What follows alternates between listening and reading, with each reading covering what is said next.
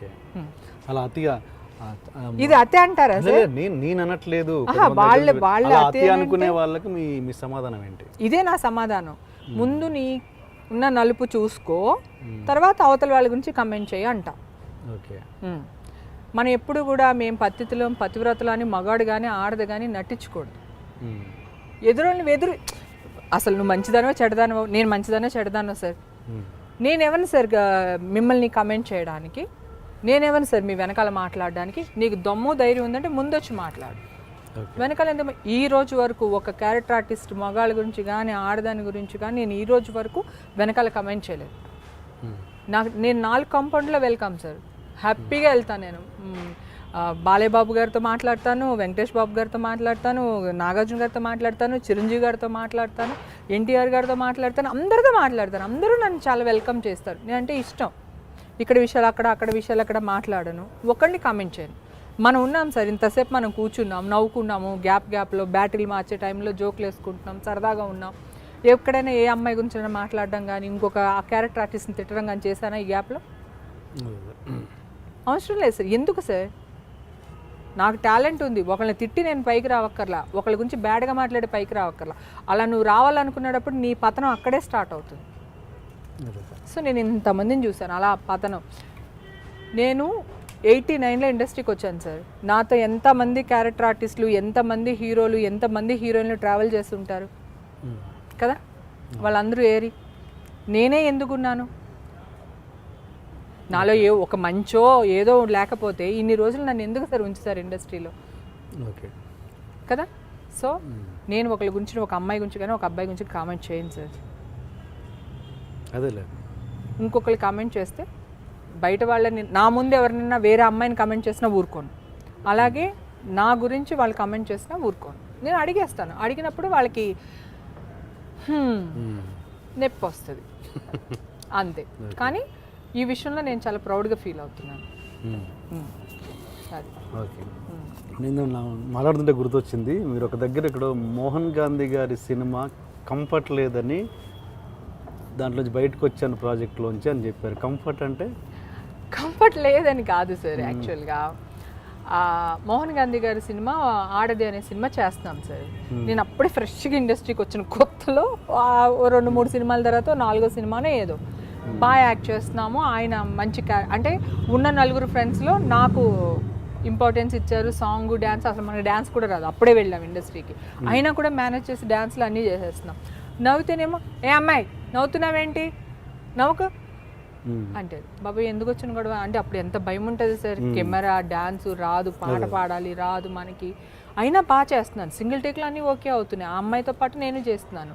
కొన్ని టేకులు తింటున్నావు, యాక్టింగ్ రాలేదు, వెనకల నుంచి అంటే కూడా పర్వాలేదు. ఆడది అంటే రవలి ఎవరు? కాదు సార్, యమున గారు. యమున, ఓకే. ఆవిడ హీరోయిన్ దాంట్లో. సో చేస్తున్నాను అనమాట. అలా అన్నారు. సరే ఎందుకు వచ్చిన కూడా నేను సైలెంట్గా మాట్లాడకుండా ఉన్నాను. సాంగ్ జరుగుతుంది, చేస్తూ ఉన్నా. ఏంటి అలా ఏడు మొహం పెట్టుకున్నా, డబ్బులు ఇస్తాడులే ప్రొడ్యూసర్ అన్నారు. స్టార్ట్ అయిపోయింది సార్ నాకు. ఈ సినిమా ఎప్పుడు అయిపోద్దా అనుకున్నాను నేను. ఆ సినిమా అయిపోయింది. తర్వాత శ్రవంతి మూవీస్ రవికిషోర్ గారు, నేను ఆ సంగతి మర్చిపోయాను సార్, అసలు నాకు గుర్తు కూడా లేదు అసలు. నువ్వు నాకు నచ్చావుకి రవికిషోర్ గారు ఫోన్ చేశారు. ఆయన మోహన్ గాంధీ గారి సినిమాకి ఆయన ప్రొడ్యూసర్ అట అప్పుడు. మొన్న అది నువ్వు నాకు నచ్చే సినిమాకి పిలిస్తే నేను ఎంఎస్ నారాయణ గారు పక్కన చేయనండి అని ఫోన్ పెట్టేశా.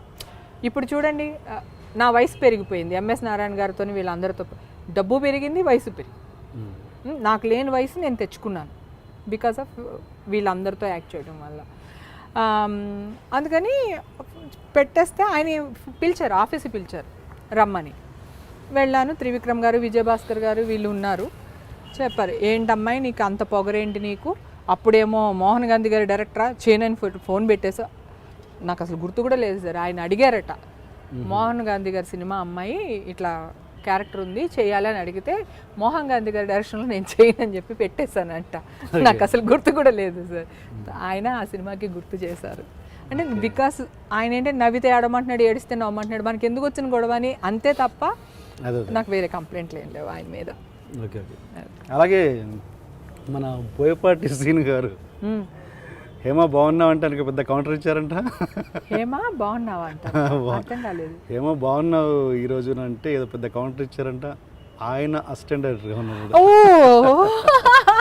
నాకు అసలు అర్థం కాలేదు, అదేంటి మంచిగా సినిమా చేసాం కదా నేనేమన్నాను ఆయనేమన్నారని కన్ఫ్యూషన్. అమ్మా ఇది ఎప్పుడు సార్, ఎప్పుడుదో ఆయన సినిమా స్టార్ట్ అయ్యే ముందు ఆఫీస్కి వెళ్ళినప్పుడు గుర్తు చేశారు.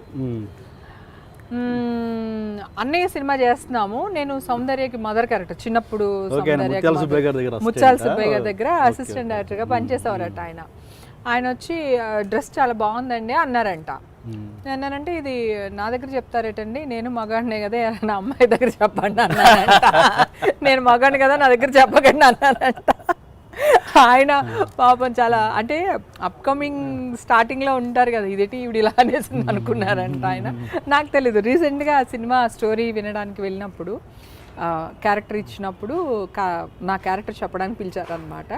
అప్పుడు ఏమండి మీరంటే వినయ్ విదయ రామకి, ఏమండి మీరు ఇలా బెదిరించారండి నన్ను అని చెప్పి చెప్తా ఉన్నారనమాట. అమ్మో అది చాలా సంవత్సరాలు అయిపోయిందండి అసలు అది జరిగి. డెఫినెట్గా ఉంటారు, ఉండకుండా ఎందుకు ఉంటారు.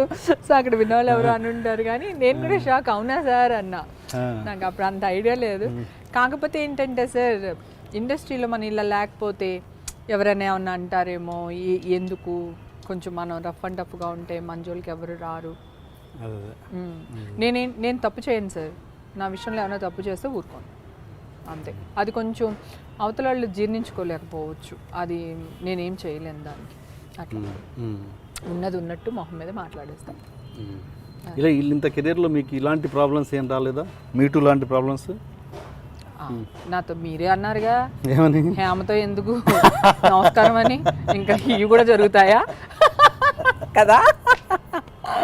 అలాంటి ఏం లేవు కానీ సార్, లో ప్రొఫెసర్స్ అయితే వచ్చి ఉంటాయి కదా డెఫినెట్గా. ఇండస్ట్రీలో ఉన్నాం ఇన్ని సంవత్సరాలు, అట్లా ఏమైనా ఉన్నాయి తప్ప. నాకు మీటి గురించి అంటే కూడా నాకు ఒక విషయం, నేను మామూలుగా మా వాళ్ళతో రేపు పొద్దున ఇది విన్న తర్వాత నన్ను తిట్టవచ్చు, మా ఆడవాళ్ళు కూడా చెప్పలేం. కానీ ఎప్పుడు ఇండస్ట్రీ వచ్చి నువ్వు తప్పు చెయ్యి, నువ్వు ఇలా చెయ్యి అని ఇండస్ట్రీ అనలేదండి. నాకు నచ్చి నేను రాజుల నుంచి వచ్చాను ఇక్కడికి. వచ్చి నా ఆకలి బాధ, నెల వచ్చేసరికి రెంట్ కట్టుకోవాలి, నెల వచ్చేసరికి నేను తినాలి, మంచి కాస్ట్యూమ్ వేసుకోవాలి, ఒక కార్ కావాలి, ఒక సెల్ ఫోన్ కావాలి. నా లగ్జరీ కోసం నేను తప్పు చేసి, నా కోసం నేను ఏదో చేసుకున్నాను. అది తప్పని కూడా నేను అనట్లేదు. నా కోసం, నా కెరీర్ కోసం మనం ఏదో చేసేసుకుని ఇప్పుడు మీటు వాడు నన్ను గోకాడు, లేదంటే వీడు ఇలా అన్నాడు, వాడు అలా అన్నాడు అంటాం కూడా ఎంతవరకు, అది ఇండస్ట్రీ గురించి వచ్చేసి చెప్పడం అనేది కరెక్ట్ కాదనిపిస్తుంది. ఇప్పుడు నేను ఉన్నాను, నా దగ్గర మాట్లాడడానికే భయపడతారు. నేను యాక్టింగ్ బాగా చేస్తాను, నాకు సినిమాలు తప్ప నాకు వేరే ప్రపంచం తెలీదు, వేరే ఏం తెలియదు నాకు. సో మన టాలెంట్ ఉండి మన గోల్ ఉండాలి. నాకు అమ్మ సపోర్ట్ బాగా ఉండింది, మనం కొంచెం ఫ్యామిలీ కూడా బాగా సెటిల్ ఫ్యామిలీ కనుక నాకు అవసరాలు కూడా రాలేదు. కాకపోతే వచ్చే వాళ్ళు ఏంటంటే, ఇప్పుడు కూడా నా ఫ్రెండ్ కూతురు వాళ్ళు వచ్చారు. నేను వద్దని చెప్పాను ఆ అమ్మాయికి, ఎందుకమ్మా ఇండస్ట్రీకి వస్తావు, మళ్ళీ ఇలా జరిగింది అలా జరిగింది అంటారు, అది ఇది అని.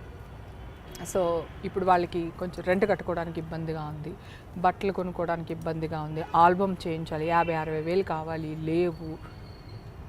What next? చక్కగా చదువుకోవే, కావాలంటే చదువుకి నేను సాయం చేస్తాను, నేను డబ్బులు పంపిస్తాను నెల చదువుకోవడానికి అంటే డమ్మాలు డిమ్మిలు తీసుకుని నాకు చదవద్దని వచ్చేసారు ఇద్దరు ఇక్కడికి. ఇంకేం ఆ అమ్మాయికి ఏమో అవకాశాలు రావట్లేదు, నెల రెంట్లు కట్టాలి, వెళ్ళాలి, వాళ్ళు తిప్పులు పాపం వాళ్ళు పడుతున్నారు, ఇండస్ట్రీలో స్ట్రగుల్ పడుతున్నారు.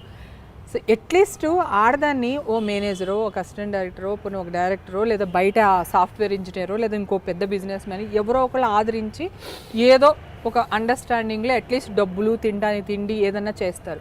మగాళ్ళు ఎంత కష్టపడుతున్నారు తెలుసా అండి ఇండస్ట్రీలో పాపం.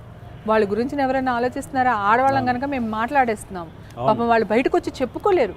అసలు మేల్ ప్రాస్టిట్యూషన్ ఏంటండి? అసలు ఎక్కడికి వెళ్తున్నాం మనం? అసలు పని లేదు, వచ్చేసాం ఇండస్ట్రీకి.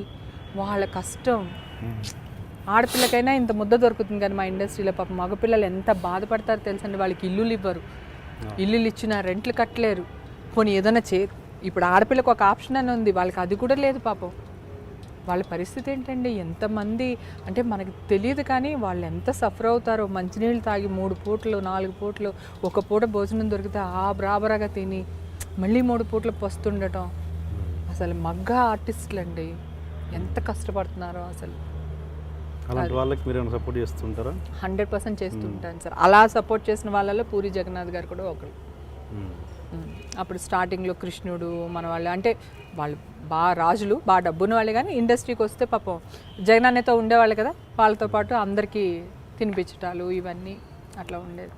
కాకపోతే ఇప్పుడు ఏంటంటే గేటెడ్ కమ్యూనిటీలోకి వెళ్ళిపోయాం, ఎవరు డైరెక్ట్గా మన ఇంటికి రారు, అక్క ఓ పూట అన్నం పెట్టక్కని అడిగే ఇది ఉండదు. నేను చాలా మిస్ అవుతున్నాను వాళ్ళందరినీ నేను. కానీ నిజంగా మగాళ్ళకి ఎంత కష్టం తెలుసా అండి. ఆడపిల్లకి ఒక రూమ్ ఇస్తాడు, లేదంటే ఏదైనా ఇస్తారు. మగపిల్లలకి అది కూడా ఉండదు. సెట్లో గిట్లో డైలాగ్ వేషం ఇవ్వడమే ఎక్కువ వాళ్ళకి. అటు జూనియర్ ఆర్టిస్ట్లా బతకలేరు, ఇటు క్యారెక్టర్ ఆర్టిస్ట్ లాగా రాలేక, ఇంకొక ఛాన్స్ లేక వాళ్ళు పడే నరకం. ఆడపిల్లలు చాలా బెటర్ అండి నన్ను అడిగితే.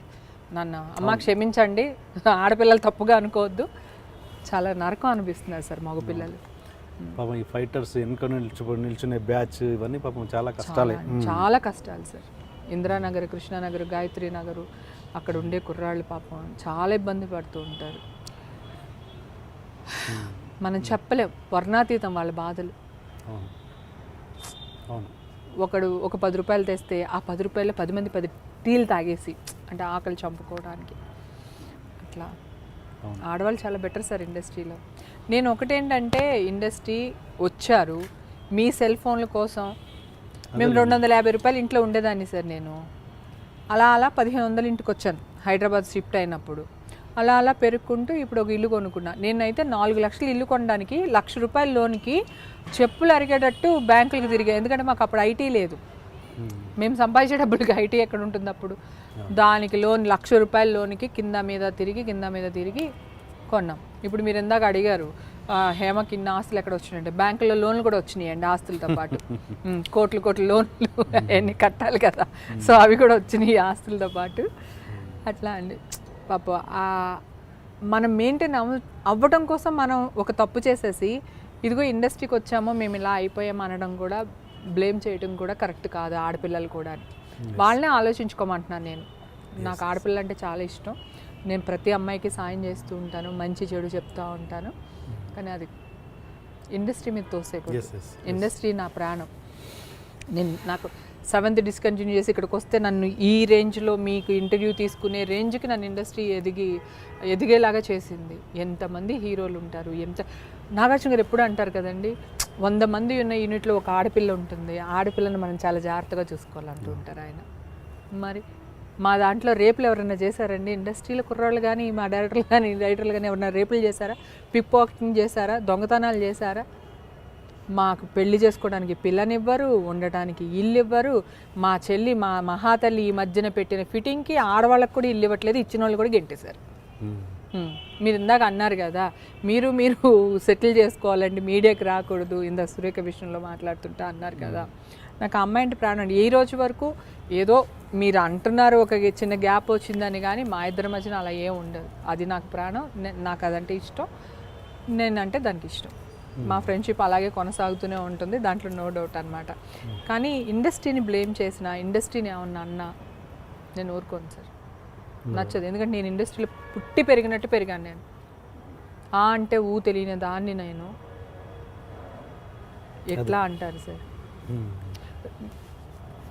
మీరు నేను కలిస్తేనే, అంటే 2 చేతులు కలిస్తేనే కప్పట్లు. నాకు ఇష్టం లేదు. మీరు అడిగారు, మన స్కూల్ డేస్లో చిన్నప్పుడు, ఇప్పుడు 14 ఏళ్ళు 15 ఏళ్ళ అమ్మాయిలే లవ్వులు, అబ్బాయిలు లవ్వులు అని తిరుగుతున్నప్పుడు, ఒక ఆడ మగ ఒక చోట పనిచేసినప్పుడు, సో ఆ టాపిక్ రాదని ఎట్లా అనుకుంటాం సార్? వస్తుంది, నీకు నచ్చితే ఓకే అంట, నచ్చకపోతే ఓరా ఇరుగుద్దు నీకు అంటావు, అయిపోయింది కథ. వాడు వచ్చి నేను రేప్ చేయడాలు ఇట్లాంటివి ఉండవు కదా.